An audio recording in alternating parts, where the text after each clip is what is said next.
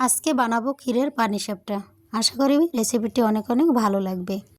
ক্ষীরের পানিসাপটা বানানোর জন্য এখানে আমি 1 কাপের মতো সুজি হালকা করে ভেজে নিয়েছি। এতে 2 টেবিল চামচ ঘি দিয়ে আরও সুন্দর করে ভেজে নিতে হবে। ঘিটা যত মিশে আসবে সুজিটা ঝরঝরা হয়ে যাবে। সুজিটাকে হালকা করে আমি ভেজে নিয়েছি। আশা করি আজকের রেসিপিটি বন্ধু তোমাদের অনেক ভালো লাগবে। আর ভালো লাগলে চ্যানেলটি সাবস্ক্রাইব করে নিত্যদিনের বন্ধু হয়ে যেও। সুজিটা রান্না করার জন্য আমি লিকুইড দুধ দিয়েছি এখানে হাফ কেজির মতো। 1 বাটির মতো দুধ দিয়ে এটাকে আমি মিলিয়ে নিয়েছি। ভালো করে মিলিয়ে নিতে হবে ডালাগুলো যাতে দলা পাকিয়ে না যায়। এটা হালকা আঠালো হয়ে আসলে আরও কিছুটা লিকুইড দুধ দিয়ে এটাকে আরেকটু নেড়ে ছেড়ে রান্না করে নিতে হবে।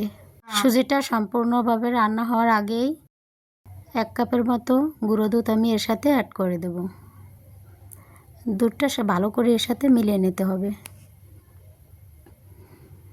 চিনি দিয়ে দেব 1 কাপ পরিমাণ মতো চিনিটা দিয়েও এটাকে রান্না করে নিতে হবে।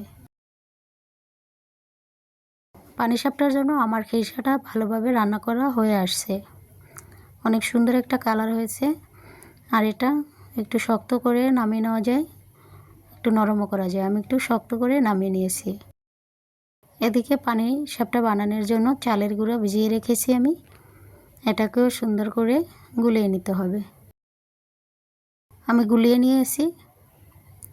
এখন এতে হাফ বাটির মতো ময়দা মিলিয়ে দেব। পরিমাণ মতো লবণ দিয়ে এটাকে আবারও মিলিয়ে দেব। দুধ দিয়ে দেব 1 কাপ পরিমাণ।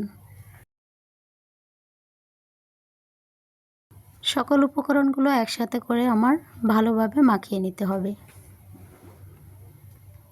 আমার সম্পূর্ণ গোলাটা তৈরি হয়ে গেছে। চুলায় কড়াই বসিয়ে দিয়েছি। পিঠাগুলো আমি এখন ভেজে নেব। অল্প অল্প করে গোলা দিয়ে গোলাটাকে ঘুরিয়ে দিতে হবে। আলতো করে আমি এভাবে ঘুরিয়ে এখন ঢেকে দেব চালের গুঁড়োটা ভালো করে সেদ্ধ হয়ে আসার জন্য। আমার পিঠাটা তৈরি হয়ে গেছে। এখন এর ভিতরে খিরসাটা দিয়ে দেব। খিরসাটা এভাবে দিয়ে আমি পিঠাটার পানিসাপটার মতো শেপ দিয়ে নেব। খিরসা পানিসাপটা আসলে খেতে কিন্তু দারুণ হয়। এভাবে একবার বাড়িতে তৈরি করে দেখো, দেখবে কতটা ভালো লাগে। আমার কাছে কিন্তু এই পিঠাটা দারুণ লাগে। আর সহজে সংক্ষেপে এভাবে কিন্তু বাড়িতে সহজেই বানিয়ে নিতে পারো ক্ষীরের পানিসাপটা। আমার একটা পিঠা সুন্দরভাবে আমি তৈরি করে দেখিয়ে দিয়েছি। এভাবে করে সম্পূর্ণ পিঠাগুলি আমি তৈরি করে নেব। একটা একটা করে আমি সম্পূর্ণ পিঠাগুলি এভাবে তৈরি করে নেব। এই যে আরেকটা পিঠাও আমি তৈরি করে নিয়েছি। আর বন্ধুরা, আশা করি আজকের রেসিপিটি তোমাদের অনেক ভালো লেগেছে। ভিডিওটি যদি ভালো লেগে থাকে লাইক, কমেন্ট, শেয়ার, সাবস্ক্রাইব করতে ভুলো না। সুন্দরভাবেই আমি সবগুলো পিঠা এভাবে করে ভেজে নিয়েছি। পিঠাগুলো দেখতেও কিন্তু দারুণ হয়েছে।